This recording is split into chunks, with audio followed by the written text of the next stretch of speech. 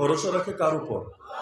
আল্লাহর উপর যদি ভরসা নাই থাকতো তাহলে এই ফিলিস্তিনের মর্দে মুজাহিদিনরা এই ৭০ বছর পরও একাকী এই ইসরায়েলের অপশক্তির বিরুদ্ধে লড়াই চালিয়ে যেতে পারত না। আমি আপনি কি করছি? সর্বোচ্চ হয়তো একটা বিবৃতি দিব, সর্বোচ্চ একটা মিছিল করব, সর্বোচ্চ জাতিসংঘে গিয়ে কান্নাকাটি করবো, আব্বা আর মাইরো না, দাদা আর মাইরো না, তোমাদের এত মাইর আমরা নিতে পারবো না। এর চাইতে বেশি আমরা কি করি? সর্বোচ্চ কিছু পয়সা দেই, কিছু সাহায্য করি। কিন্তু এই জাতিদেরকে হেফাজত করার জন্য, তাদেরকে এই জালেমদের হাত থেকে রক্ষা করার জন্য আসল যে কাজটা করা দরকার ছিল সেইটা আমরা কয়জন করি? এই কোন দেশ পারমাণবিক শক্তির অধিকারী হয়ে বসে আছে না?